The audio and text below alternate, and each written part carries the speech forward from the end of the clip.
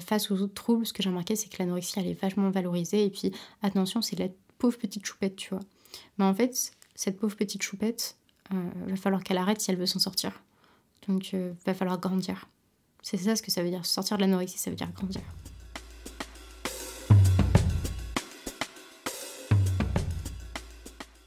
Emma, comment ça va? Bah, ça va et toi? Ça va très bien. Bon, ça fait longtemps qu'on s'est pas vu. Ça me fait très plaisir de te voir en tout cas. Moi aussi. Petit thé, petite Posé. ambiance, pour parler d'un sujet pas très marrant quand même. On est bien d'accord. Comment est-ce que tu veux... On en a pas trop parlé du coup tout à l'heure, Mhm. mais comment est-ce que tu veux qu'on aborde le truc Est-ce que tu veux me parler de toi, de ce dont tu veux parler? Ou tu veux que je te lance sur des sujets Moi, je peux essayer de te raconter le début et puis après, tu peux me faire éclaircir sur certains points. Enfin, tu m'arrêtes et je peux éclaircir un peu. Ouais, carrément. Est-ce que Ok. tu veux... T'en as déjà parlé sur les réseaux et tout, tu Ouais. peux reprendre ce que t'as dit, je trouve que c'est super intéressant. Ce que t'as- Ouais, de toute façon, j'en ai jamais parlé intégralement parce que, enfin, je veux dire, c'est très long. C'est très long. Ouais. Donc, tu peux pas résumer. De toute façon, je pourrais jamais, même là, tu vois, résumer des années et des années. Et genre, c'est compliqué en fait le format de certains réseaux parce que t'as Instagram où tu peux t'exprimer un peu plus lentement, un peu plus longuement, mais faut pas perdre les gens non plus. Sur TikTok, c'est maximum 1 minute. Ouais. Donc, ça se fait que, certes, t'en parles, mais t'en parleras jamais très bien. Je pense que l'un des seuls moyens aujourd'hui, si tu veux vraiment parler d'une histoire et d'un sujet assez long, c'est YouTube. Ouais, Et je m'y suis pas mis pour l'instant. Donc, Mais là, on y est. voilà, exact. Finalement. Finalement, c'est un peu ça. Ok. Du coup, est-ce que tu veux profiter de ce temps un peu long pour nous raconter un peu? Exact. Bon, du coup, pour les TCA, t'en as qui sont reconnus et pas encore reconnus, mais qu'on connaît. C'est un peu compliqué. T'as bien sûr l'anorexie, la boulimie, t'as l'hyperphagie qui est comptée dedans. T'as des maladies auxquelles on penserait pas, mais qui sont rattachées, entre guillemets, à ça. Je sais que t'as l'hémétophobie, qui est la peur, en fait, de vomir et de voir des gens vomir, Ouais. qui peut se rattacher, en fait, des fois à l'anorexie, bien que ça n'en soit pas, en fait. Et du coup, les symptômes correspondent à ces troubles. Donc, on peut un peu le caler dedans des Comme fois. l'hyperphagie avec la boulimie. Ah Sauf qu'il n'y a pas le oui, vomissement, oui, c'est ça? C'est ça. Il n'y a pas le vomissement et je crois qu'il y a plus de contrôle quand même. Non. Ah ouais, non, c'est vrai? non. Non, mais Non, non. je, En fait, je vais sûrement dire un milliard de conneries, il faudra me reprendre comment à t'expliquer chaque fois. la boulimie, parce que en fait, t'as des troubles qui sont liés entre eux. Ouais.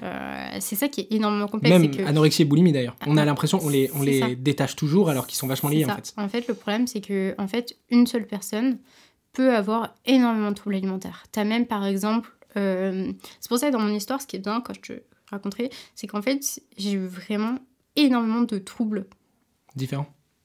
dans ma vie différents et à la fois en même temps. Et c'est là que tu te rends compte qu'en fait, ils sont tous liés. Et t'as un trouble, alors attends, comment il s'appelle déjà C'est pour ça qu'on dit trouble. Attends, orthorexie. Voilà. C'est quoi? L'orthorexie, en fait, c'est des gens qui vont classer les aliments qui sont sains et d'autres qui, pour eux, ne sont pas sains et ils vont exclure tous les aliments non sains. Par exemple, moi, tu vois, j'étais végétalienne.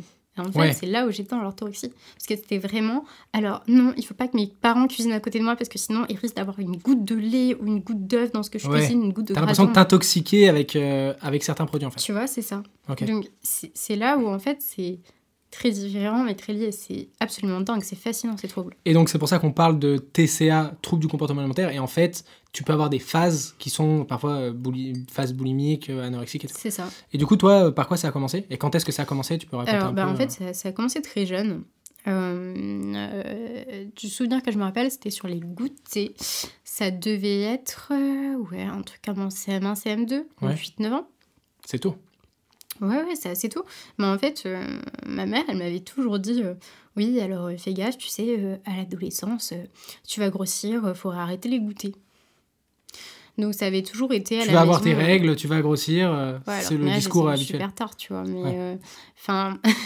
le truc, ça a été à la maison, par exemple, je me souviens, tu vois, quand j'étais en primaire, mes copines, elles avaient genre des Kinder et tout à manger. Ouais. Moi, j'avais un carreau de chocolat noir avec du pain et une compote. Ce qui est en fait très très bien, hein. Oui, C'est oui. très très bien. Ce qui en fait est très sain, au fond. Ouais, ce qui est très sain. Sauf qu'en fait, le fait d'avoir tout le temps des trucs un peu sains ou quoi, ça faisait que j'en avais plus envie et du coup, je me jetais sur d'autres choses. Du coup, à la maison, il y avait des pots de Nutella. Quand il y en avait, j'en mangeais en cachette. Je me mettais dans la salle de bain pour manger du pot de Nutella. Je savais vers quelle heure mes parents rentraient.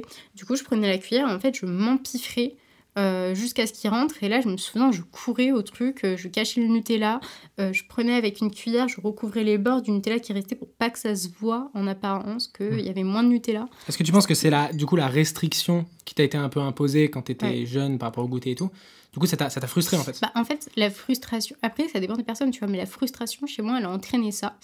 Mais c'est plus compliqué que ça, parce que maintenant, les TCA, on sait que c'est une partie génétique aussi, et une partie socio-environnementale. Et donc, c'est là où... Tu utilises des termes bien psycho, ça fait plaisir. C'est là où je me suis pris tous les trucs en pleine face, c'est que ma mère a des troubles du comportement alimentaire, mais de temps en temps, de côtés différents. Mon père a un rapport à l'alimentation aussi qui... est assez bizarre. Ouais, c'est vrai que dans ma famille, le rapport à l'alimentation est assez spécial. Et puis en plus, le génétique et l'environnemental, c'est une boucle. Parce que si tu dis que ta mère, elle a des TCA, bah forcément, elle va pas te donner des Kinder au goûter, quoi. Oui et non. Enfin, en fait, c'est plus compliqué que ça, parce que ça, tu vois, c'était pas des choses détectées, mais après, enfin, ma tante du côté... Enfin, les deux, c'est des trucs de fou. C'est des variations de 40 à 50 kilos des fois, tu vois, sur des périodes de vie, des trucs, mais... absolument extrême. Donc voilà, et puis quand j'en parle avec elle, elle me dit la même chose, tu vois. C'est ça qui est assez ouf, mais par contre, ma mère était dans le déni de ça. Alors que tu vois, mes tantes, elles l'ont accepté. Ma mère a toujours été dans le déni. C'est après tout ce qui s'est passé pour moi qu'elle s'est rendue compte et qu'elle a dit oui, c'est vrai. Mais ce qui a été marrant, c'est que donc là, il va falloir que je te fasse... En fait, il faut que je te raconte tout dans l'ordre, parce que là, je te dis des choses, mais que tu vois, après, c'est qu'en fait, ma période d'anorexie a été liée en même temps à celle de ma mère aussi. Ok. Voilà. C'est marrant que tu dis ça, parce que quand tu as dit ma mère s'est rendue compte qu'elle avait des TCA grâce à mes TCA à moi, avec Alix, quand on a parlé de troubles bipolaires, son père s'est fait diagnostiquer bipolaire après elle. Parce que justement, en fait, ça met la puce à l'oreille aux parents. Moi, et c'est souvent quand on a su génétique. que mon père était bipolaire qu'on a commencé à aller au centre expert de bipolarité, tu vois. Ouais. Donc c'est ça qui est assez marrant quand même. C'est effectivement, il y a une énorme partie génétique. Du coup, pardon, je t'ai coupé, t'allais commencer à parler de... Du coup, quand j'avais 8-9 ans, il se passait ça. Et puis après, j'ai commencé, tu vois, à culpabiliser. Du coup, j'ai commencé à essayer de me faire vomir. Alors, je sais même plus comment j'ai entendu parler du vomissement, tu vois. Enfin, t'as 8-9 ans, puis on n'était pas dans une époque réseaux sociaux. Enfin, quand on était enfant, tu vois... Ouais. On va en parler des réseaux sociaux après, et l'influence que ça peut avoir sur ça. C'est pas du tout la même chose. Donc, je vois pas où j'aurais pu entendre... que pour éliminer des repas, tu te faisais vomir, j'avais aucune notion des calories ou que ce soit, tu vois, enfin, j'étais une enfant. Et je sais pas, et ça a commencé comme ça, sauf que j'y arrivais pas à me faire vomir, donc je me faisais très mal, mais j'arrivais pas à vomir, donc du coup, Parce qu'en fait, la manière avec laquelle tu mangeais était compulsive, même tu te cachais, mais tu culpabilisais, donc c'est le schéma, du coup, ça permet d'expliquer un peu aux gens le schéma des TCA, donc ta frustration, du coup, tu manges, puis tu culpabilises, et ensuite tu cherches à rejeter. C'est ça. Et sauf que, du coup, je me suis, restreinte à faire des crises. Enfin, j'essayais d'en faire le moins possible parce que je savais que je pouvais pas les éliminer. Je pouvais pas savoir exactement... tu vois, c'est des choses... c'est des souvenirs. Donc, je peux pas savoir si c'était tous les jours, si c'était une fois par mois ou quoi. Enfin, je veux dire, c'est de la mémoire qui est très lointaine. Enfin, ça fait plus de 10 ans.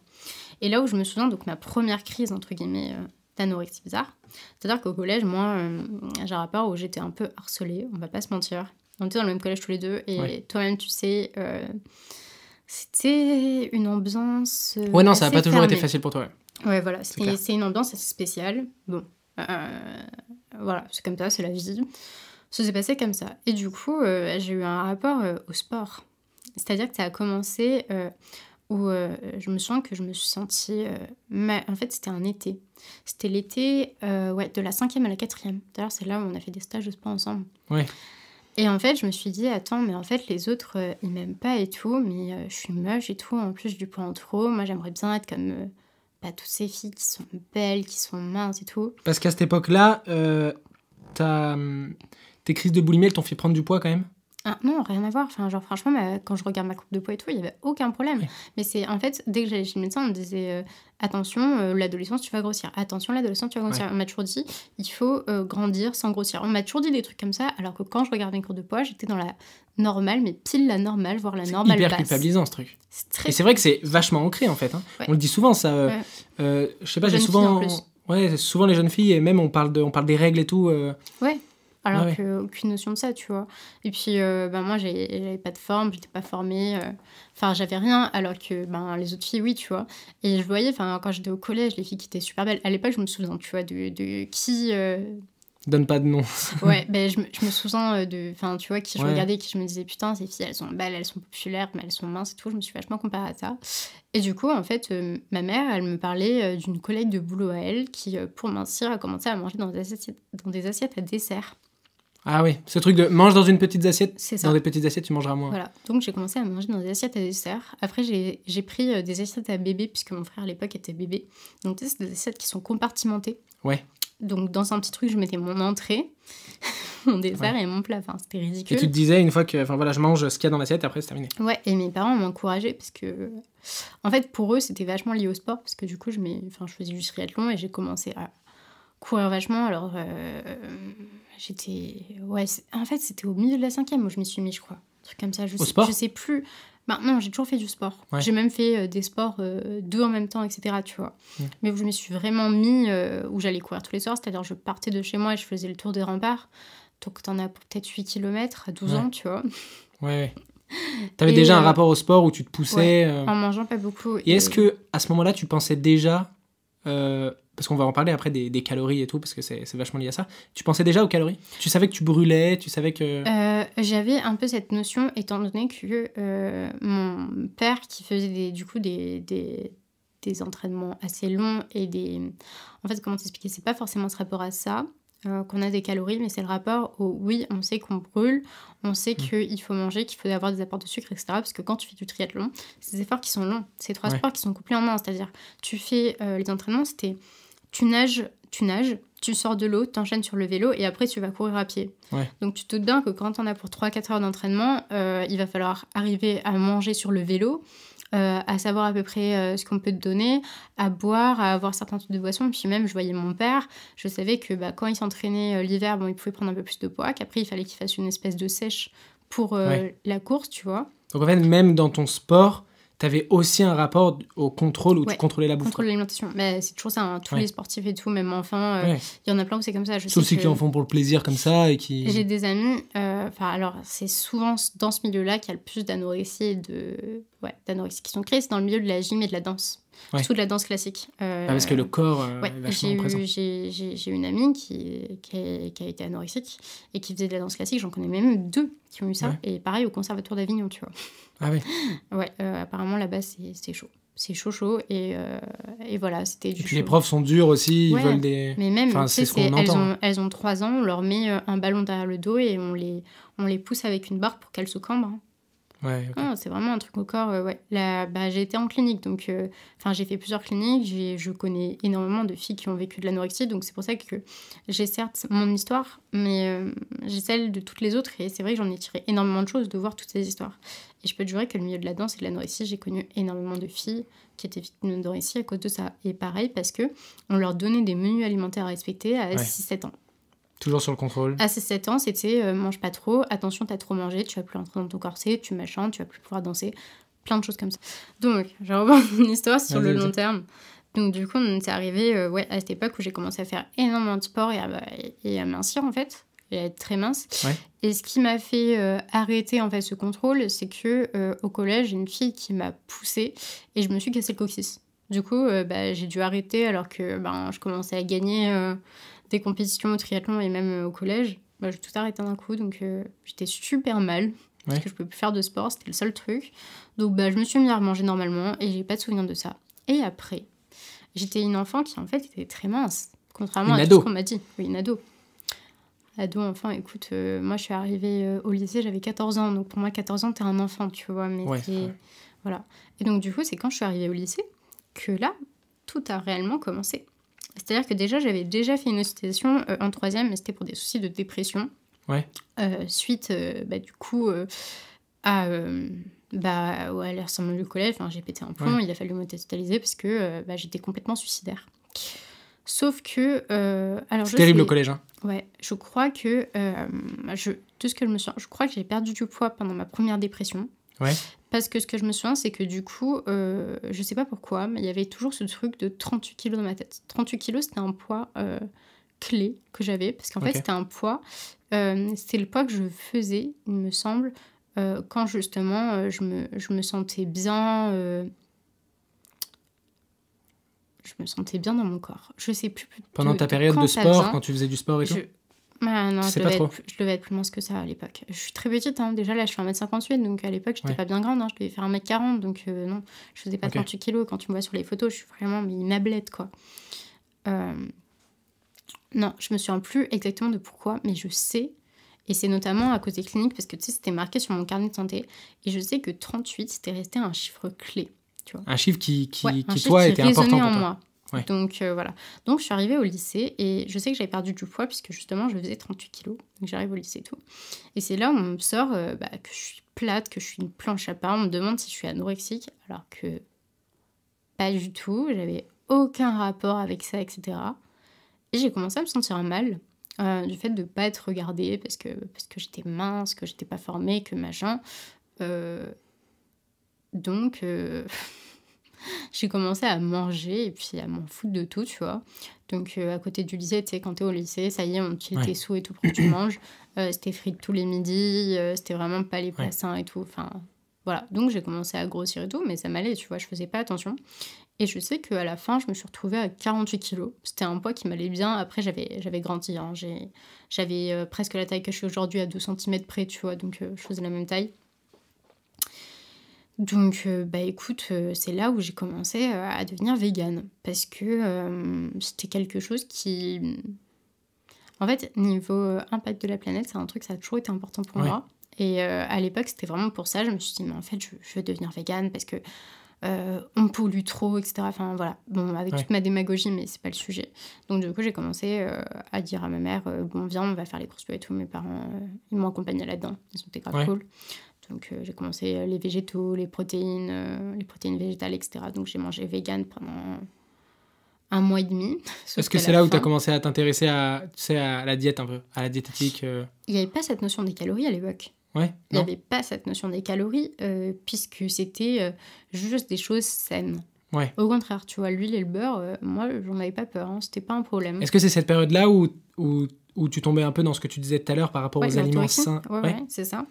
Et du coup, j'ai arrêté à la fin de l'été, puisque je suis allée chez le médecin, parce que je me sentais pas bien et tout. Bon, carence de fer, c'était mort. Il m'a dit, écoute, j'avais 15 ans à l'époque, il m'a dit t'es trop jeune, réessaye quand ton corps sera formé à 21 ans, tu pourras voir, mais là ton corps il est pas formé, c'est pas bon que tu fasses ça. Voilà, donc j'ai écouté mon médecin, j'ai recommencé à manger de la viande. Bon, jusque-là tout se passe bien. Et puis donc là j'étais à 43 kilos, je me souviens, parce que du coup j'avais perdu du poids avec le véganisme. Donc j'ai perdu du poids, j'étais à 43.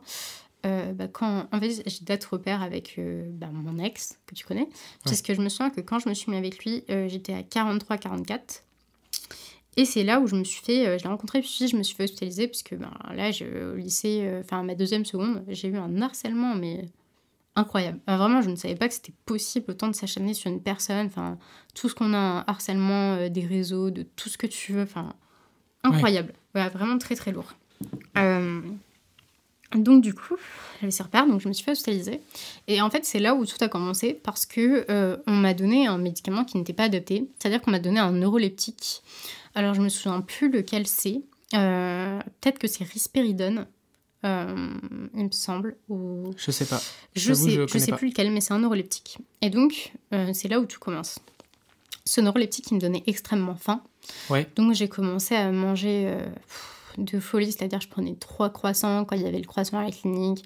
Je mangeais des pains. Je me réveillais dans la nuit parce que j'avais faim. Donc, je demandais à l'infirmière du pain. Vraiment, je mangeais, mais comme un ogre. Et je suis sortie de la clinique, je faisais 56 kilos. Et en fait, c'est là où ça m'a... Waouh, j'avais pris plus de 10 kilos en 1 an. Pendant ton hospitalisation? T'as été hospitalisée 1 an? Non, pas du tout. Je t'ai hospitalisée quelques mois, hein, mais ouais, non. Mais les médicaments, c'est ça, c'est les médicaments. C'est les médicaments. Et mon ex faisait le même poids que moi, sauf que lui, il faisait 1m80. Et c'est là où vraiment, dans ma tête, ça a fait... c'est plus possible. Donc, je suis sortie de la clinique. Ils ont encore fait une connerie, c'est qu'ils m'ont arrêté les médicaments du jour au lendemain. Donc, quand on t'arrête un médicament comme ça, qui est très très lourd, hop, 2 semaines plus tard, tentative de suicide. Voilà. C'était Ah ouais. Non, vraiment violent hein. C'était violent ce médicament, c'est-à-dire que déjà les premières semaines où je l'ai pris, il m'a donné des troubles de la vision, donc j'y voyais vraiment pas 1 mètre. Mais quand je te dis j'y voyais pas 1 mètre, c'est que je n'y voyais pas 1 mètre. Quand t'as commencé à les prendre, t'as eu des troubles de la vision? Ouais, et les médecins, ça les a pas inquiétés, ils m'ont dit c'est normal, après ça reviendra, t'inquiète pas. Enfin, j'avais l'impression de marcher un peu sur du coton, tu vois. Enfin, vraiment, ça me shootait, je me sentais pas bien et je le disais, mais je pouvais pas l'arrêter. Enfin, j'étais en clinique, donc médicament obligatoire, tu vois. Enfin, t'as pas le contrôle. Ça m'a rendu extrêmement accro à la clope. C'est là où j'ai commencé à devenir une vraie fumeuse. Alors, du coup, j'ai eu du Risperdal. Donc, la description. Ce médicament est un neuroleptique dit atypique. Certains de ses effets indésirables sont moins marqués par ceux des neuroleptiques classiques. Il a des propriétés antipsychotiques. Il est utilisé dans le traitement de la schizophrénie, le traitement des états maniaques associés à un trouble bipolaire, le traitement de courte durée de l'agressivité chez les enfants présentant des troubles graves du comportement et chez les personnes atteintes de la maladie d'Alzheimer. Donc déjà, tu te demandes pourquoi est-ce qu'ils m'ont foutu ça. Ah ouais. Et en fait, c'est là où ça a fait une connerie. C'est-à-dire qu'en fait, ce médicament me donnait des montées de lait. J'avais 16 piges et j'avais des montées de lait comme une femme enceinte. Ok. C'est pas une blague. Et en fait, le médecin qui s'occupait de moi ne voulait pas me l'arrêter.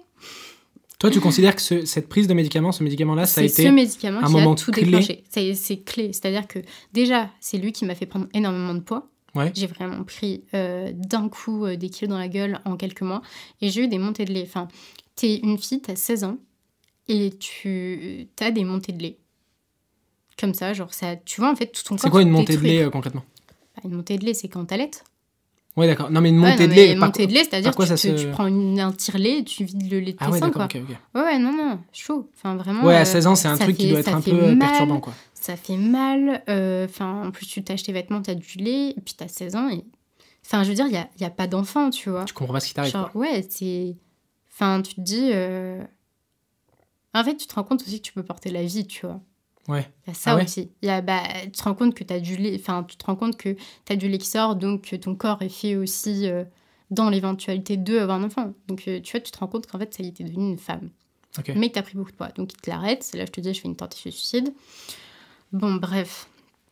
Tout se passe et puis je me dis, je vais reperdre du poids. Je me sens pas bien, je vais perdre du poids. Donc je commence en fait à télécharger une appli, en fait, perdre du poids, tu cherches sur internet, je télécharge une appli, c'est MyFitnessPal.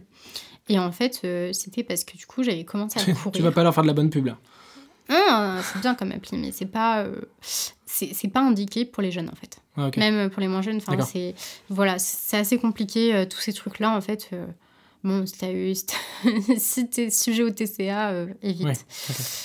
Et donc, parce que je commençais à courir, donc au début, c'était pas les calories, c'était juste je mangeais dans des petites assiettes, je courais, et donc j'avais MyFitnessPal qui était, parce qu'ils ont plusieurs applis, tu sais, c'est le groupe Under Armour. Ouais, et donc les applis, elles sont couplées, c'est un gros groupe de sport. Okay. Et en gros, ça, c'était le moment, tu dis, où tu t'es remis à courir pour perdre le poids que tu avais pris pendant ta prise de médicaments. Donc, du coup, je cours, j'ai le truc, et puis ça me dit, en fait, c'est là où ça me disait combien j'avais brûlé de calories quand je courais. Ok. Et donc là, je vois qu'on peut rentrer ces trucs alimentaires. Donc je vois qu'ils m'envoient vers une autre appli, que les deux sont couplés. Donc je commence à regarder. Ils disent combien voulez-vous perdre de kilos en tel temps. Donc il te fait... moi, mon objectif, c'était 1 kilo par semaine. Ok. Donc voilà. C'est donc rude, quand même. Il te mettait 1200 calories. Donc 1200 calories, c'est le minimum qu'une femme adulte peut manger, normalement. Après, ça dépend. Parce que moi, je suis petite, tu vois. Genre une femme qui fait 1m80, elle mange 1200 calories, laisse tomber, c'est pas bon, tu vois. Moi, encore, ça pouvait passer parce que tu rentres ton poids, tu rentres ton âge, tu rentres ta taille. Ouais. Et il n'y a aucun moment où l'appli te dit faites attention. Je sais pas parce que je l'ai pas utilisé tout le temps. C'est-à-dire que, en gros, je t'explique. Parce que ça vient vite, hein. Ça vient très vite. C'est-à-dire que, donc, moi, je mettais mes aliments de ma journée, je pesais et tout, je les mettais. Et puis, comme je cours en même temps, je voyais, par exemple, il me disait, oui, vous avez mangé 1200 calories. Tu pesais tout, tu rentrais tout dans l'application. Ouais, okay. Et après, ça disait, mais par contre, au sport, vous en avez brûlé 600. Donc là, je voyais qu'en fait, j'avais un déficit de 600. Et moi, en fait, c'était un truc positif. Ouais. Genre, dès que j'étais en déficit, c'était positif. Donc, du coup, je me suis dit, putain, mais trop facile. En fait, genre, je vais manger moins, je vais faire encore plus de sport. Donc, du coup, j'ai commencé de mettre ta balance calorique à 0, en fait. Enfin, moins de 0. Ouais. À moins de 0 non, ou quand à je 0. dis à 0, pardon, c'est, je veux dire de de pomper absolument toute... Enfin, pomper l'énergie d'hier, en fait. Sachant que déjà, ton métabolisme au repos, il en brûle. Hein. C'est la plus grande partie, d'ailleurs. Donc voilà, c'est la plus grande partie, puis on est actif. Donc, bref, c'était vraiment pas assez. Donc, j'ai commencé à manger 800 calories et tout. Après, je suis partie en vacances et tout, donc j'étais pas là avec mon truc à calories. Sauf qu'en fait, au fur et à mesure de rentrer les trucs dans l'appli, t'as une idée des calories, voire tu les retiens. Et en fait, au bout d'un moment, j'ai plus besoin de l'appli, ou presque, parce que je connaissais tout. Donc là, c'est à la rentrée où je suis partie de 56-57. À la rentrée scolaire, j'étais à 50. Donc je reviens et tout. Les gens, ils me regardent et tout, ils me font « Waouh, t'as minci et tout. » Tu vois, là, je me suis pris des compliments. Et donc, du coup, ça m'a encouragée à encore perdre du poids. Donc, du coup, je me souviens que, tu vois, je mangeais moins et tout. Les gens, ils te complimentent beaucoup quand tu mincis. C'est un truc que t'as remarqué, les gens, c'est... Dans notre société, c'est un peu un signe c'est un signe d'être bien, tu vois. D'être bien, t'as minci, de santé, quoi. Mes cheveux, ils avaient poussé encore. Enfin, à l'époque, j'avais des cheveux extrêmement longs, j'avais des très beaux cheveux, faut dire ce qu'il en est, tu vois. Donc, c'est vrai que, tu vois, on te complimente, « Ah, putain, tes cheveux, ils sont beaux, t'as minci, ça te va bien, t'as l'air mieux. » Enfin, tu vois, c'était des trucs comme ça. Et du coup, en gros, au lycée où j'étais, t'as un Carrefour City à côté et t'as une formule. Donc, en gros, c'est pour 3 €, t'as un sandwich, une boisson et un fruit. Donc, moi, je prenais ça tous les midis, mon petit sandwich triangle et ça. Et puis, en fait, ça a commencé à me dégoûter. Genre, un midi, je regarde ça et je vois, il y a du beurre et tout. Et puis, je sais pas, ça me dégoûte, tu vois. Donc, je le donne à mon cousin. Et en fait, je bois que le coca et je mange le fruit. Et en fait, j'ai commencé à... du coup, le matin, déjà, je mangeais plus. Je prenais du café noir. Je buvais 1 litre de coca zéro. Et le soir, je rentrais. J'avais supprimé toutes les matières grasses aussi. Beaucoup de sucre. Donc, en fait, l'un de mes repas types, c'était je mangeais une boîte d'haricots verts en conserve et du fromage blanc 0%. Et c'était tout. C'était mon repas de la journée, ou du chou rouge. Et c'est là où j'ai commencé à me sentir mal au bout d'un certain moment, puisque j'ai commencé à avoir ces compulsions qui venaient, parce qu'en fait, mon corps, il me disait « Et la con, là, faut que tu manges, on n'a pas assez de calories, tu vois. » Et donc, au bout d'un moment, j'ai compris des astuces. C'est-à-dire, un jour, par exemple, pour être un truc con, tu vois, je mangeais du chou rouge. Le chou rouge, je crois que c'est 13 calories au 100 grammes ou 19, un truc comme ça. C'est vraiment très faible. C'est très, très faible. Donc, je mangeais mon chou rouge et tout. Et j'ai commencé à trouver que je mangeais trop de chou rouge. Et là, c'est comme ça que c'est parti. Hein. C'est le foutu pour foutu. Parce que là, tu considères que le pire n'est pas encore parti, là. C'est ça. Là, en fait, je me dis, bon, allez, c'est foutu. Et j'ai commencé à manger tout ce qui me faisait plaisir. Et à manger de la glace. Parce que je savais que, déjà, je kiffe la glace. Et en plus, genre, c'est pratique à vomir. Et ça aide les autres aliments à vomir. Genre, laisse tomber, si tu veux vomir du pain, tu vas te détruire, quoi. Enfin, c'est le truc à pas faire, quoi. Et donc, bon bref, je vais sous la douche, je me douche et je vomis en même temps, je dégueule le chou rouge et tout, et après, genre, je me sens mieux. Tu vois, je me sens mieux. Et du coup, en fait, j'ai commencé à me prendre une addiction aussi à un certain moment, des vomissements. Il y a ça aussi. Tu peux, j'aimerais bien que tu nous parles de ça, du rapport entre, justement, de la fixette sur les calories, sur la balance calorique et tout. Et après, moi, j'en ai juste entendu parler, tu vois, et c'est cool si tu peux nous en parler, du plaisir, du réconfort que tu trouves dans le vomissement. Oui, de ça, et même de mincir. C'est-à-dire que là, donc, du coup, quand on est arrivé à cette période, je crois que j'étais retombée à peu près 44 kilos, il me semble. Donc, tu vois, déjà, tu perds plus de 10 kilos encore. Genre, en un an, tu prends plus de 10 kilos, tu en repères plus de 10. Enfin, ton corps, voilà. Donc, bref. Et donc, en fait, c'est déjà le jeu de la balance. Ça commence parce qu'en fait, je vais te faire une journée type d'anorexique et tu vas comprendre le jeu. Tu te réveilles, tu vas faire pipi, tu te pèses.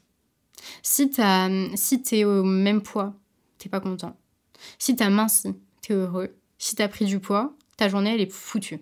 Si t'as perdu du poids, ta journée, elle peut commencer. En gros. Bon, donc on va dire qu'on est dans une GTR2 journée. On va faire une journée là où j'ai perdu du poids.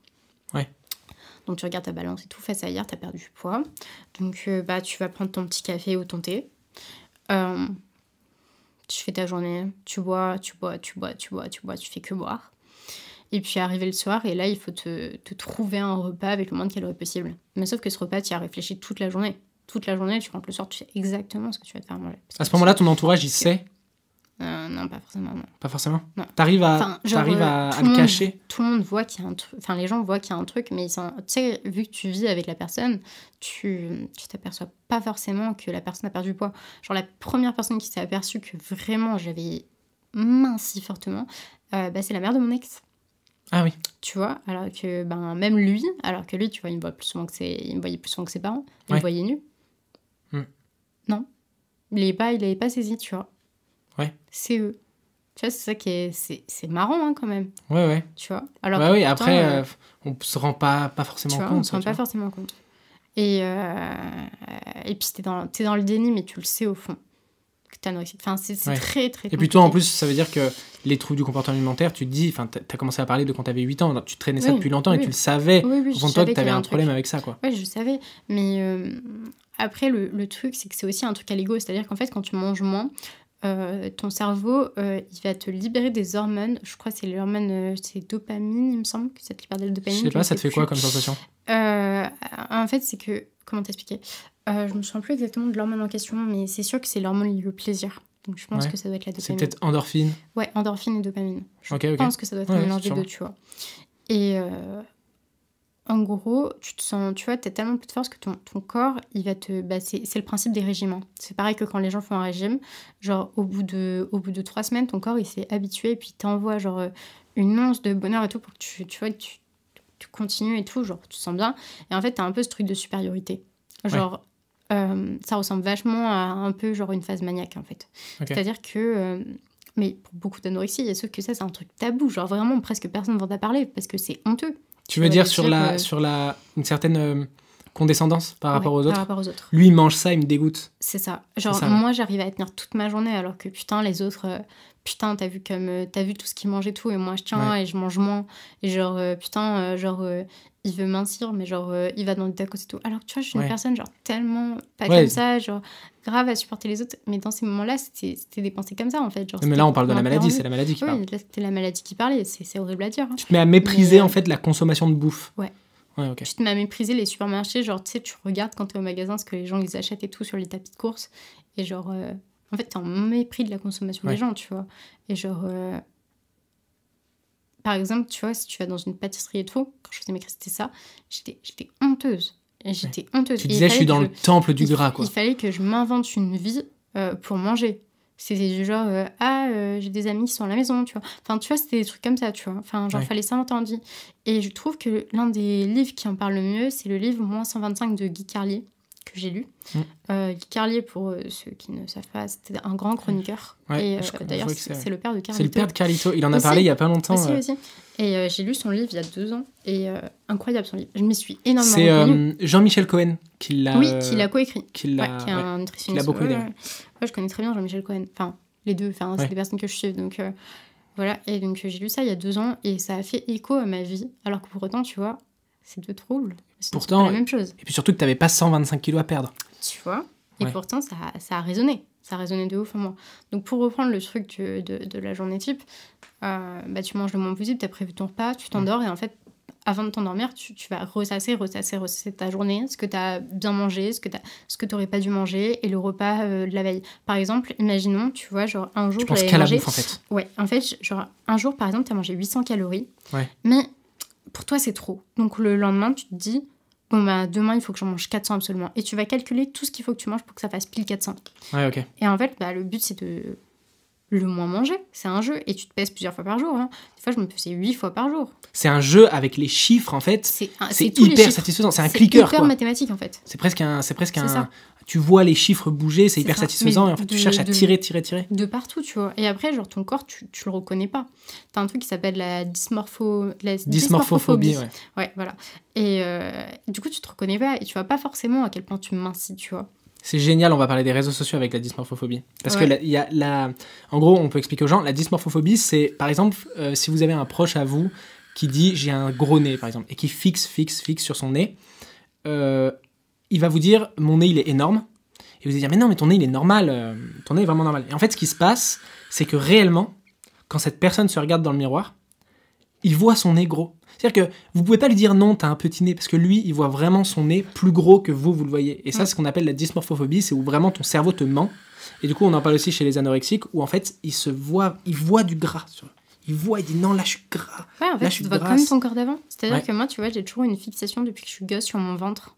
Parce qu'en fait, beaucoup de femmes, et certains hommes ont aussi cette forme, où en fait, la graisse viscérale, c'est la graisse qui partira jamais, tu vois. Ouais. Et moi, j'ai cette forme, c'est en dessous du nombril.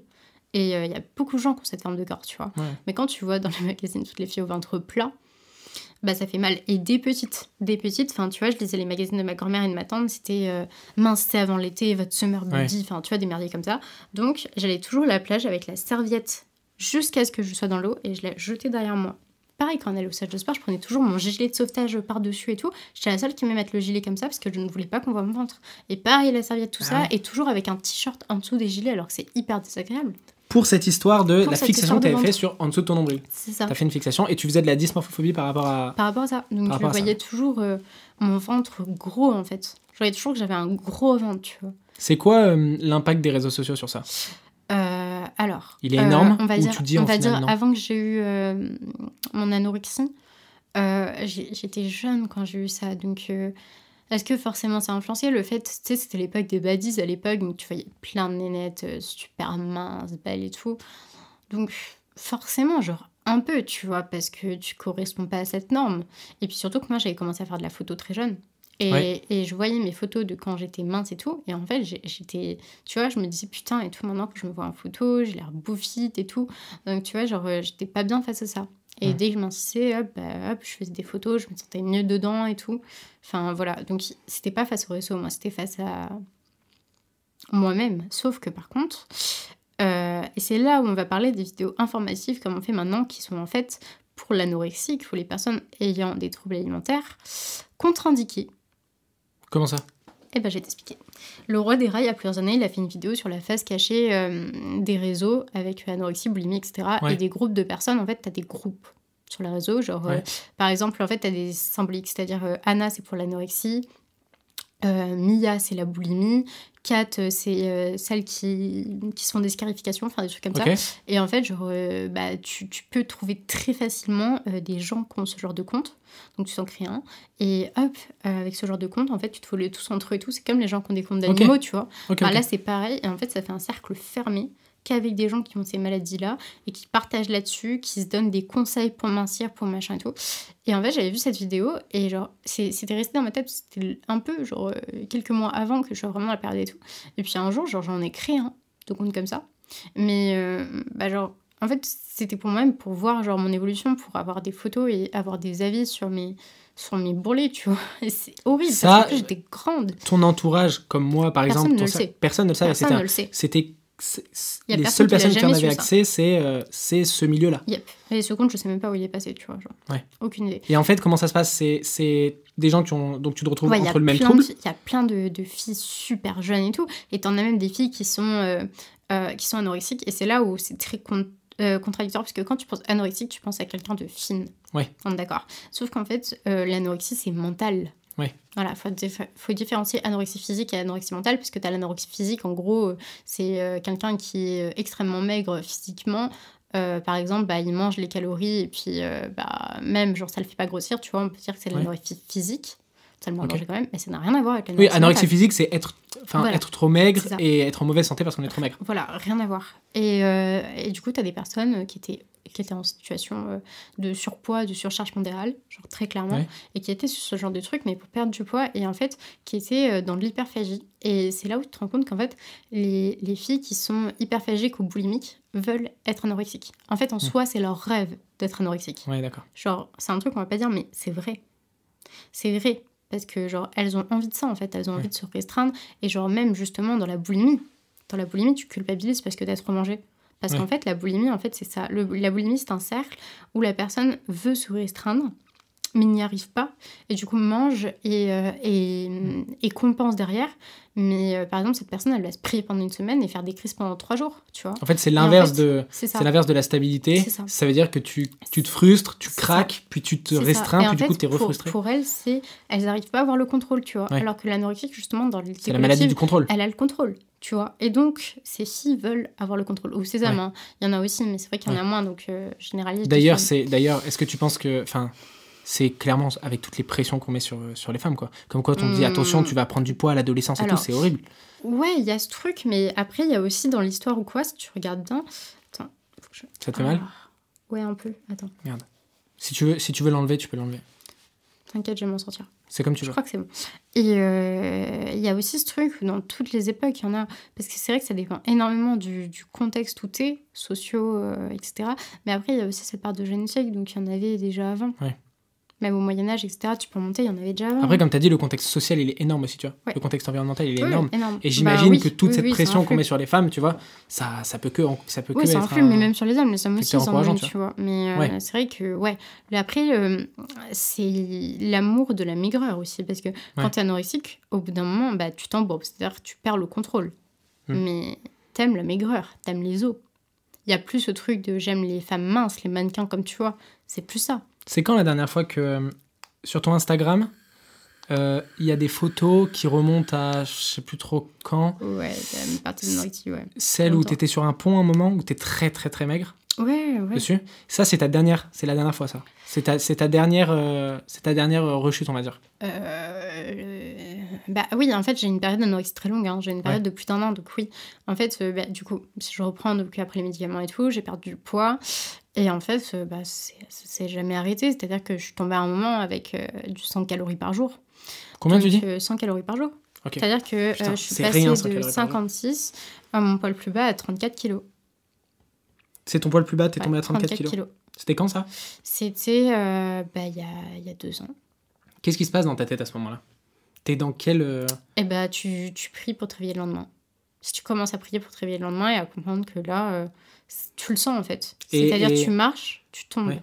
Si j'arrivais plus à monter mes escaliers, je devais me mettre... j'ai des escaliers, je les en rampant. Je faisais mes escaliers en rampant.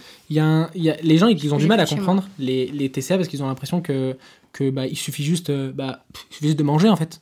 Mange si tu sens que tu vas pas bien, tu vois. Du coup, est-ce que tu peux essayer, je pense c'est sûrement très dur, tu vois. Mais est-ce que tu peux essayer d'expliquer pour que les gens comprennent pourquoi est-ce que tu tombes tu dis je tombe dans les escaliers, je prie pour me réveiller le lendemain. Mais alors pourquoi est-ce qu'à ce moment-là tu manges pas ?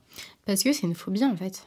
C'est dur, c'est de perdre. En fait, le truc c'est que justement, parce que moi j'avais de la boulimie en même temps, c'est qu'en fait je savais qu'à partir du moment où j'allais manger un truc et que j'allais manger plus que ce que je m'autorisais, ça allait partir sur de la crise de boulimie et je savais que j'allais faire que ça.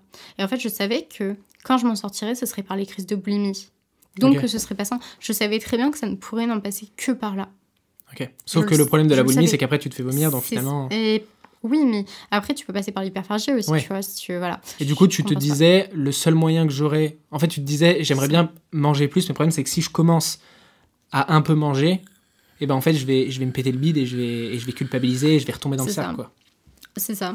Et donc, du coup, c'était un cercle sans fin. Et comment je m'en suis sortie ? Donc, j'ai une rupture émotionnelle. Et déjà, avant, j'ai pensé à vouloir guérir et tout, machin. Donc, j'avais obtenu une place dans un soin-études. Donc, un soin-études, c'est différentes cliniques. Enfin, c'est la même chose, sauf que t'as l'école de soins, c'est très, très bien. Malheureusement, t'en as qu'une comme ça. T'en as une seule comme ça en France. Enfin, t'en as une autre, mais l'autre, elle est pourrave. Je connais des gens qui sont allés, c'est pas foufou. Donc, celle où je suis, le problème, c'est que t'en as une en France pour des milliers. C'est Avance, ça s'appelle Cadence Solaire, c'est à côté de Nice. Ok, parce qu'il faut imaginer qu'il y ait des gens qui écoutent ça, tu vois. Peut-être tu peux dire où c'est.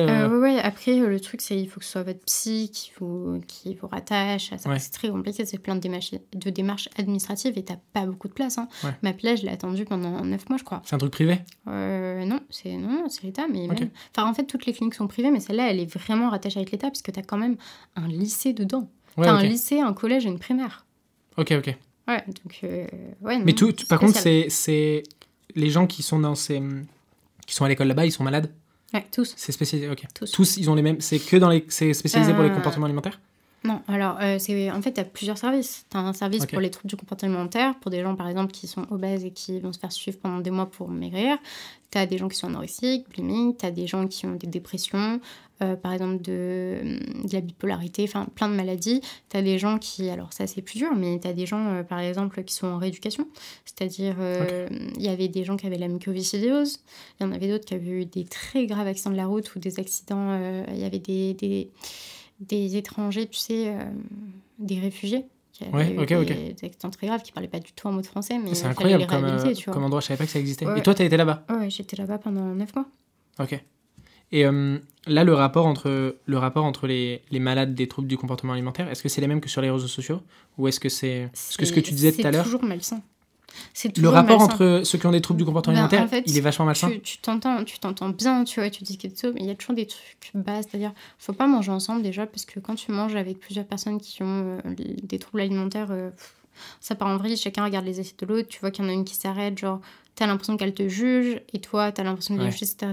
C'est plein de trucs comme ça, tu vois. À cause de ce que tu disais, tu méprises celui qui mange, en fait. Ouais. Donc, et aussi, après, il y a l'autre truc, c'est mépriser ceux qui veulent pas le guérir aussi. Donc, tu vois, il y a tout ce truc, c'est très, très compliqué. Et puis, non, c'est plein de jugements, et puis, en fait, t'as l'impression d'être dans la cour de récré du collège, tu vois. Ouais. C'est compliqué. Mais t'as besoin de là. T'as besoin de là pour t'en sortir. Donc, et alors, raconte, vas-y, comment ça s'est passé pour toi? Eh ben, du coup, ce qui s'est passé, c'est que avant que je sois acceptée, en fait, j'ai fait une rendez-vous de préadmission. On m'a dit, tu as 1 mois pour prendre 3 kilos, sinon on ne te prend pas. Et sinon, ben, tu sais très bien que si tu le fais pas, c'est l'hôpital et la sonde nasogastrique. Et quoi, tu dis? La sonde nasogastrique. C'est une sonde qu'on te passe et ça t'intube, t'es alimenté, quoi. Normalement, j'aurais dû être intubée depuis longtemps avec le poids que je faisais. Voilà, c'est vraiment... je suis une rare exception. C'est une fille qui s'est pas fait intuber. Avec le poids, avec l'IMC que tu avais? J'étais à un IMC de 13. Ok. 13 et quelques. Malheureusement, j'ai pas les rêves, mais c'est très très bas. Oui, un IMC normal, c'est entre 18 et 25, je crois. Ok. Voilà. Ouais. Mais on se rend pas compte, on a l'impression que genre c'est 1 kilo, mais genre DMC t'as des écarts de 5 kilos, hein, genre faut pas croire. C'est des tranches. Donc, c'est des tranches de ouf. Donc j'étais très très bas. Donc ce qui s'est passé. Mademoiselle, pour reprendre ce poids-là très vite, elle a commencé à faire ce qu'il ne fallait pas. C'est-à-dire que, vu que je subissais une rupture au même moment, j'ai commencé à sortir avec des potes, donc à faire des soirées, à boire de l'alcool, alors que clairement, genre, un verre de vin aurait pu me tuer, hein, genre limite. Donc j'ai commencé à boire, tu manges les chips, les trucs comme ça qui en soirée, tu te sens mal, sauf que comme t'es alcoolisé, bah genre tu culpabilises. Est-ce que tu te sers de ça? Tu te sers de... Ouais, je me servais de ça, et surtout que comme il y avait du monde autour, j'allais pas aller me faire vomir, ou alors ça m'est genre arrivé 1 ou 2 fois, genre de trop boire pour vomir, tu vois. Ouais. Enfin, des trucs comme ça, mais tu vois, le fait d'avoir du monde, ça faisait en sorte que j'avais je sais pas, ça m'a aidé à pouvoir remanger, et après petit à petit, genre j'ai commencé à reprendre un peu des trucs en journée, mais par contre c'était que des trucs mauvais, c'est-à-dire c'était les trucs dont je m'étais privée, genre j'allais pas recommencer à manger, genre en mangeant, je te dis une connerie, mais en te faisant une assiette équilibrée avec un peu de riz, un peu de saumon, un peu de machin, avec du beurre dessus, tu vois. Et tu te servais un peu de... J'ai commencé à manger des céréales, des chips, des... Voilà. Et tu te servais de l'alcool pour oublier que c'était mauvais? Ouais. Ok, et ça a marché? Ouais, bah ouais. Et du coup, t'as réussi à reprendre ces 3 kilos-là que tu devais prendre? J'ai repris ces 3 kilos-là, je me suis fait hospitaliser. Et alors là, bah, du coup, même schéma qui était très mauvais. C'est-à-dire que je mangeais la cantine, d'accord, sauf que j'avais des menus qui étaient sans graisse, sans machin et tout. Donc en fait, tout nature, genre des légumes vapeur. Parce que eux, ils savent, de toute façon, que s'ils veulent que tu manges, il faut qu'ils mettent des trucs super secs, quoi. Riz vapeur et tout. Sauf que, en fait, le truc, c'est que moi, quand je cuisinais chez moi, je réussissais à 100 calories à cuisiner des trucs de dingue, tu vois. Genre, me faire des sauces et tout, mais sans calories. Enfin, genre, vraiment, la cuisine, c'est ma passion. Donc, en fait, j'arrivais à manger avec très peu de calories, mais des trucs, genre, super bons gustativement. Et là, c'était vraiment dégueulasse. Donc, du coup, déjà que la cantine de base, c'est dégueulasse, mais alors... Donc là, j'étais frustrée, tu vois. J'étais frustrée. Donc, comme j'étais majeure, j'avais le droit de sortir. Je disais juste à un médecin de quelle heure à quelle heure je sortais, et j'avais le droit de sortir quand je voulais. Donc, j'allais acheter des gâteaux, des biscuits, des machins, je ramenais ça dans ma chambre. Au final, genre, ça me durait 1 jour. Genre, je mangeais des paquets, mais plusieurs paquets, hein. Genre, vraiment, je pouvais manger 1 sachet d'1 kilo d'M&M's, limite. Enfin, oui, ça m'est déjà arrivé. Il y a des moments où tu prenais des gros coups de motivation de « Ok, là, je reprends du poids, je vais faire le plein de calories. » Ah non, c'était pas du tout ça, c'était des crises. D'accord, c'est pas du tout lié, à la motivation de il faut que je reprenne du poids. C'est du craquage. J'étais là-bas pour ça, mais c'était que du craquage, okay. tous les jours. Et je suis arrivée là-bas, je faisais 35 kilos. Je suis repartie de là-bas, j'en faisais 56. Et ça n'était qu'en faisant des crises. Et le pire, c'est que les médecins, ils ont fait les aveugles parce qu'au final, ils le savaient. Genre, c'était pas avec ce que je pouvais manger là-bas. C'était pas avec ce que je pouvais manger là-bas que j'allais grossir autant. C'était impossible. Ok. Et le jour où, en fait, le truc, c'est que c'est interdit d'avoir de la nourriture dans les chambres et tout. Donc, tu peux te faire virer. Donc, moi, j'avais peur, justement, c'était encore plus tabou parce que je savais que j'étais malade de ça, mais que si j'en parlais, j'allais me faire virer, tu vois. Donc. Mais en même temps, tu dis qu'ils le savaient. Bah, ils sont pas cons. Mais ils voyaient bien que tu prenais du poids. Ouais, ils sont pas cons. Mais donc, en fait, tout à l'heure, tu disais, je savais que si je voulais reprendre du poids, ça allait forcément être un peu malsain. Parce que ça allait... Mais au final, c'est ce qui t'a permis d'en sortir. Ça m'a permis d'en sortir, mais mon corps, oui, mais mentalement, c'était autant le dawa. Ouais, ok. Mais par contre, j'étais... Physiquement, ça t'a sauvé ? Physiquement, oui, mais mentalement, pas du tout. J'étais super mal, j'avais une estime de moi, mais vraiment horrible. Donc, ça remonte... ouais, alors c'était... Attends, là on est en 2021. Oui, c'est très bizarre. En 2019, donc je suis sortie de là-bas en juillet 2019. Donc c'était en juillet 2019 où j'avais repris tout ce poids et c'était vraiment... Mais je te jure, je faisais des crises, je me suis mis en découvert bancaire pour de la bouffe. Hein. Ah oui ? Alors que pourtant j'étais logée Nori Blanchi là-bas. Hein. Je me suis mis à découvert bancaire en achetant des paquets de biscuits, des paquets de chocolat. Tu penses que tu aurais réussi autrement à prendre du poids ? De notre manière ?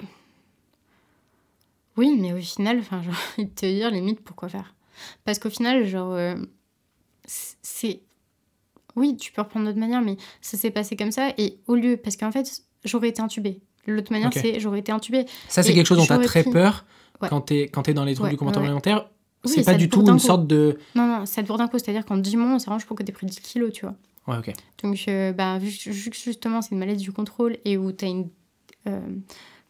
des réalisations de ton corps, le fait de te prendre 10 kilos en un mois, ça ne sert à rien. C'est horrible. Ça sert à rien du tout, c'est horrible. Donc là, au moins, écoute, en fait, je m'étais fait une liste de ce que j'avais pas mangé depuis des années, je l'ai fait. Par contre, j'ai fait le tour des boulangeries, tu vois, où j'achetais... je faisais le tour des boulangeries de la ville, je faisais une pâtisserie dans chaque truc, vraiment, mais je me suis mis en découvert bancaire, donc non, c'est pas sain. C'est pas sain du tout. Après, écoute, les choses, elles sont faites comme ça. C'était il y a combien de temps ? Ça, du coup, ça fait 1 an et demi. Ok. 1 an et demi. Mais même ça va faire presque 2 ans. Putain, on est en fin février. Non, c'est ouf, ça passe trop vite le temps. Et en fait, là où j'ai commencé à réellement me sortir des troubles alimentaires, ça s'est fait dans toute cette année. Ah ouais, c'était cette année ? Cette année, en gros, milieu... Ouais, 2020, l'année 2020, honnêtement. Ouais. Vraiment, j'ai commencé à m'en sortir. Parce qu'avant, c'était pareil. C'est-à-dire, en fait, le truc, c'est que mon corps, c'était sûr que j'allais grossir énormément. Parce qu'en fait, mon corps, c'était tellement frustré, était en mode, putain, elle va me refaire vivre l'enfer. Donc, en fait, je stocke. Qu'au bout d'un moment, je mangeais normalement, mais je prenais toujours autant de poids. Ah ouais. Je prenais du poids et tout. Enfin, vraiment... En même temps, quand t'es maigre, ta balance calorique, elle est tellement basse que t'as beau manger normalement, tu prends du poids quand même. Ah ouais, je mangeais 100 calories. Au bout d'un moment, ton corps... Oui. Et le plus dur, ça a été d'apprendre à décompter. Tu auras toujours des restes dans ta vie. Donc c'est vrai que, à part le faire chronologiquement, tu peux... T'as dit, il y aura toujours des restes dans ta vie. Oui, parce qu'en fait, c'est une maladie qui est chronique. Ça, faut pas l'oublier. C'est quand ça commence comme ça, c'est un truc, tu auras toujours des trucs toute ta vie. Genre, je sais qu'il va falloir que je fasse attention, tu vois. En fait, t'apprends à l'apprivoiser. Ouais. Puis moi, en fait, je t'avoue que la période qui me fera peur, c'est le jour où je tombe enceinte. Ça te fait peur, ça ? Ouais, j'ai peur de ça. J'ai peur de est-ce que mon corps, vu que mon corps va changer, comment je vais l'appréhender. Tu vois ce que je veux dire ? Oui. Et puis t'as les envies du bébé, t'as tes envies à toi. Et c'est là où tu vois, j'aurais peur de prendre du poids pendant ma grossesse. Je le sais très bien. De toute façon, et l'après-grossesse. Ouais. Ça, j'ai peur. Et je sais que d'ailleurs, il y a beaucoup de femmes qui ont été anorexiques, qui ont justement des crises d'anorexie, donc à ces moments-là. Et vers la quarantaine, cinquantaine. Ah ouais, ok. C'est 2 moments clés de la vie. Il y a des premières anorexiques. Hein. En fait, faut apprendre à... En fait, c'est vraiment un trouble que tu as qui se développe en général vers l'adolescence, toi un peu plus tôt. Mais tu apprends à l'apprivoiser, en fait. C'est ça. Et tu en es où aujourd'hui ? J'en suis que je mange sans compter les calories. Bravo. Que j'arrive... Alors... c'est peut-être pas tous les jours, mais j'arrive à remettre du gras. C'est-à-dire, tu me verras jamais mettre de l'huile d'olive dans une salade. Hein. En tout cas, pas pour moi. Pour les autres, oui, mais pas pour moi, tu vois. Mais par contre, j'arrive à cuisiner quand il faut avec un peu de beurre. C'est-à-dire, depuis cette année, j'arrive à mettre du beurre dans de la semoule quand je la fais. Alors, dans des pâtes, ça va jamais. Non, pas les pâtes. Par contre, j'arrive à mettre du beurre dans la semoule. Faut que tu exprimes à quel point c'est un progrès énorme. C'est incroyable. Et pour les crêpes, par exemple, pareil. Alors, je prends toujours avec un essuie-tout, tu vois.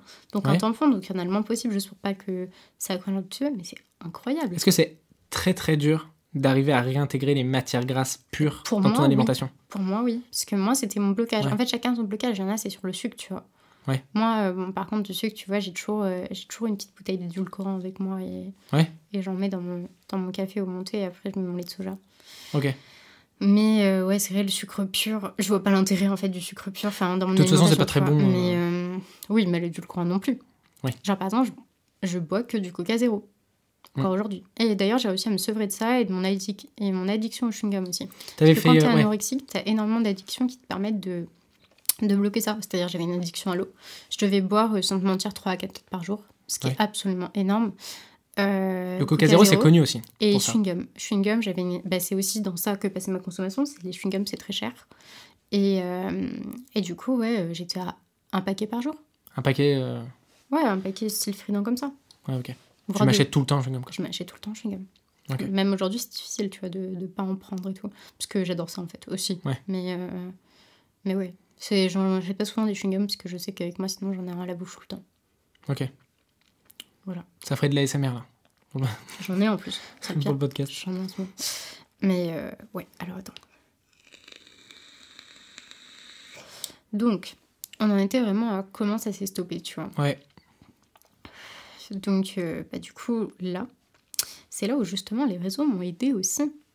Là, c'est là où est arrivé TikTok. Mm-hmm. T'as commencé à parler de tes trucs sur Insta. Ouais. À montrer les anciennes photos et tout. Ouais, parce que je commençais déjà à m'en sortir. C'est-à-dire qu'en fait, vu qu'au bout d'un moment, en fait, je m'en suis, foutue, entre guillemets, je me suis dit, putain, j'arrête de me prendre la tête avec ça, tu vois.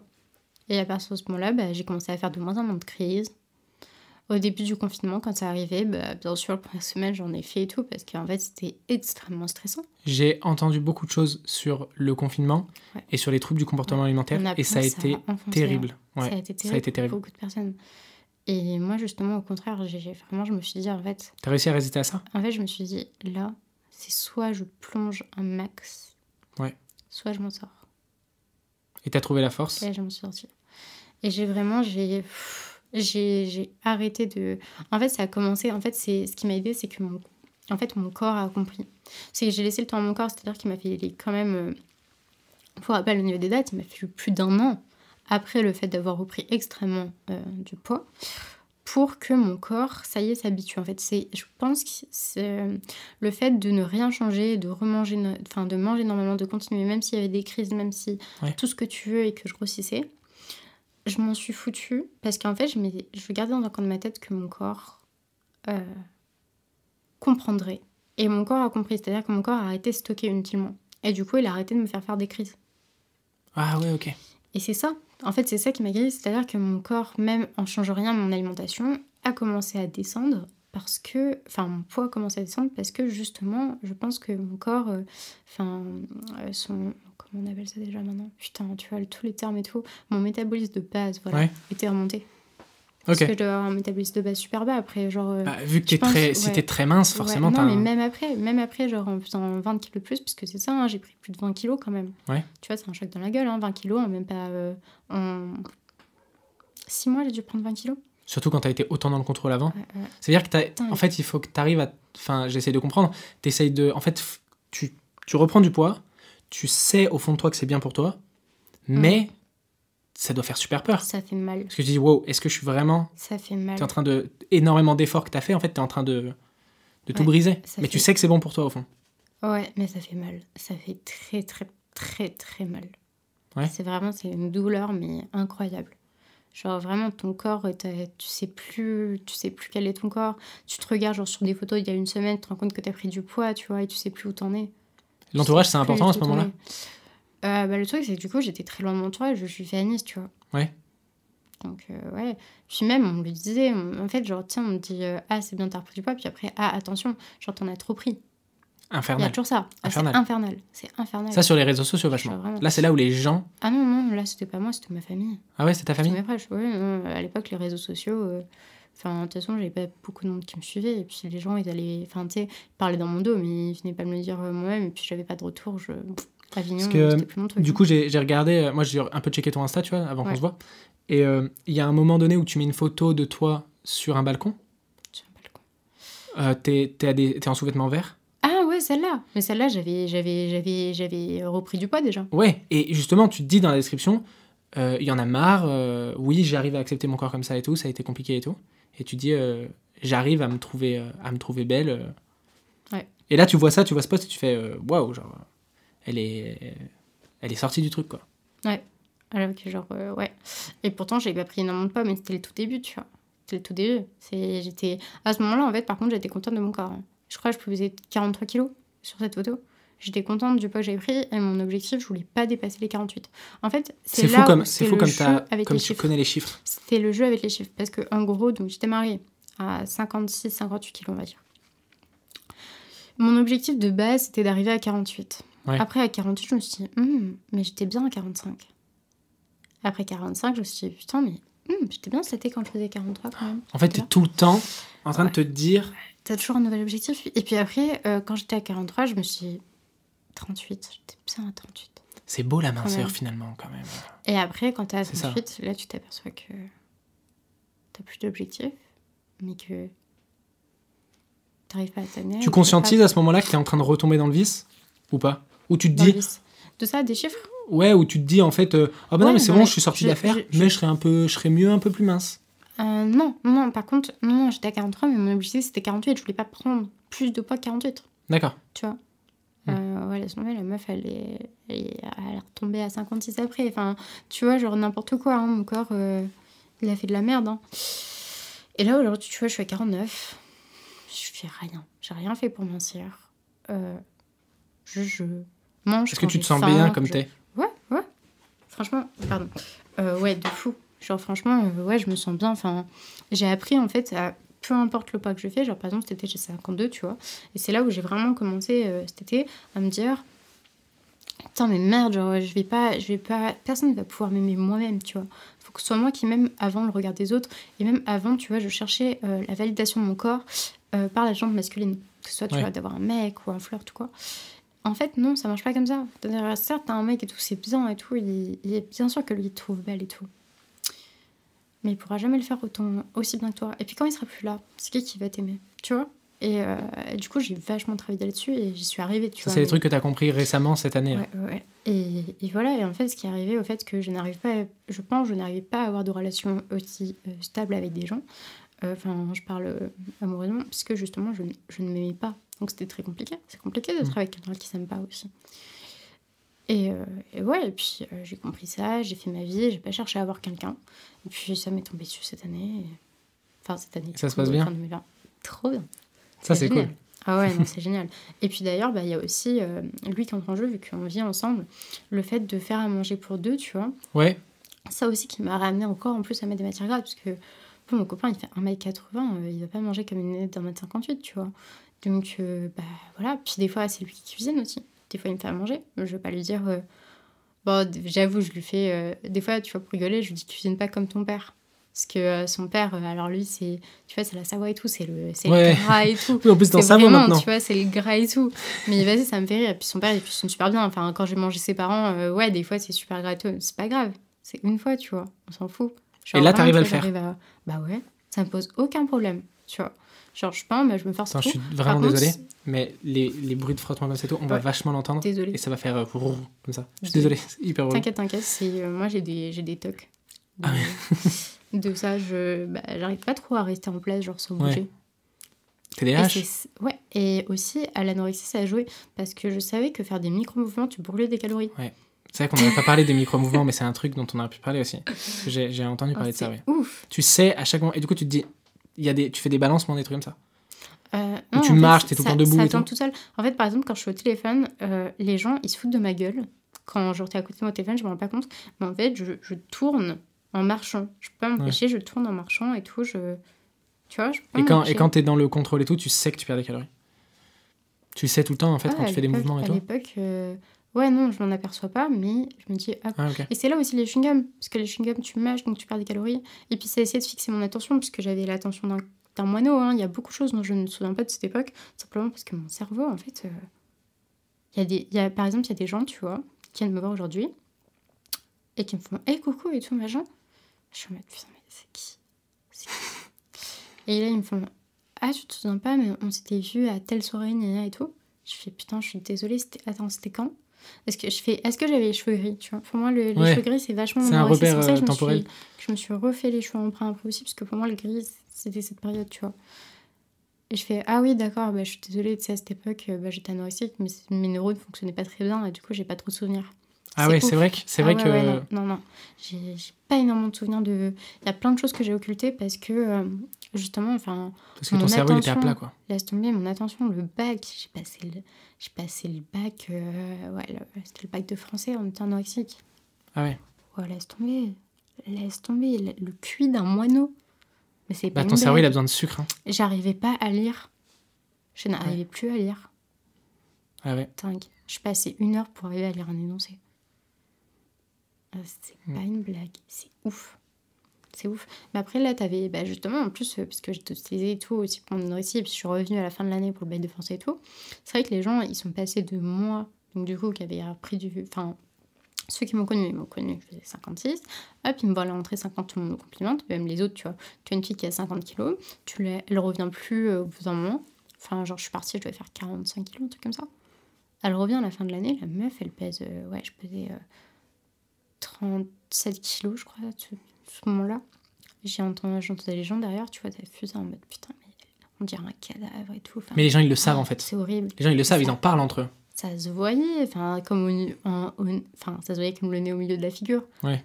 Non, mais c'était pas possible. Enfin, tu connais quelqu'un et tout qui parce que j'avais des formes à l'époque. J'avais beaucoup de formes. Enfin, j'avais des fesses, j'avais des seins. Enfin, surtout parce que du coup, le médicament me fait prendre. Des seins, même si on est perdu et tout, j'étais quand même passée à un bondé à un moment, quand j'avais monté. T'avais quoi ? T'as dit quoi ? Du dé. Je faisais du dé. Je sais pas, je me rends pas trop compte. Ouais, toi, tu te rends pas compte, mais enfin, pour les filles qui m'écoutent, j'étais passée d'un D à même pas un A. Donc, je ne remplissais plus un A. Donc, ouais, non, t'as ça, t'as les fesses. Enfin, tu vois, genre, j'étais une fille qui avait des formes à passer à une fille rachitique. Ouais. Donc... Les gens, ils... Bah ouais, non mais tu le loues pas, enfin, je faisais peur. C'est quoi le rapport que t'as avec ce regard-là des autres et tu sais qu'ils savent ? Est-ce que c'est plaisant ou est-ce que ça, au fond, t'as envie de le cacher ? Comment ça se passe ? T'as les deux entremêlés. En fait, ce qui m'a fait hyper mal au cœur, c'était j'étais en vacances avec ma mère, c'était cet été-là, avec ma mère, ma tante et tout. Et on va, donc du coup, nous, on part souvent en vacances dans les Pyrénées vers Font-Romeu. Et puis, t'as des bains, enfin des eaux thermales. Donc du coup, tu as des anciens bains romains, donc là-bas, ça s'appelle les bains de Io. C'est magnifique, si quelqu'un veut y aller. Donc bref, on y va et tout, et il y avait une femme qui visiblement avait un cancer, ou était en chimiothérapie, tu vois. Pas de sourcils, pas de cils, crâne rasé, qui me regarde, mais comme si c'était moi qui allais mourir. Ah ouais. Genre vraiment les yeux de... Elle va mourir, tu vois. Et là, je me suis sentie mal. Tu vois. Ah ok. C'est ça qui est quand même marrant, tu vois. En fait, ça dépend de qui te regarde. Ouais, c'est ça. Est-ce que... tu sais combien de temps ça fait qu'on parle, là ? Non. Ça fait plus d'1h15. Oh, non, sérieux. C'est long. Je pense qu'il va falloir qu'on conclue parce que mes parents, là, ils font pas de bruit et... Tu vois. Est-ce que tu as quelque chose à rajouter ? Est-ce que tu as des conseils à donner ? Peut-être parce que faut imaginer que ça va être sur YouTube. On va parler de troubles du comportement alimentaire. Il y a des gens qui se demandent s'ils en ont, qui en ont, qui se demandent comment s'en sortir, qui vont peut-être tomber là-dessus, tu vois. Alors déjà, ce que je peux conseiller, c'est d'aller voir un psy, déjà. Ouais. D'aller voir un nutritionniste aussi. Voilà, un diététicien sinon. Alors, il y a des médecins qui sont nutritionnistes. Les rendez-vous, vous les aurez pas avant la Saint-Glinglin, donc... aller voir un diététicien. Je sais que les thérapies cognitivo-comportementales aident énormément à s'en sortir. C'est le master que je veux faire. Mais ouais, je sais. Je sais que c'est vachement indiqué pour ça. Après, le truc, ça va être d'en parler autour de vous, de savoir que c'est pas une honte. Mais après, le truc, c'est qu'il n'y a que vous, au fond, qui pourra faire quelque chose contre ça. Et en fait, c'est une lutte contre soi-même. Et tout le monde va être super gentil avec vous quand vous aurez ça à vous dire.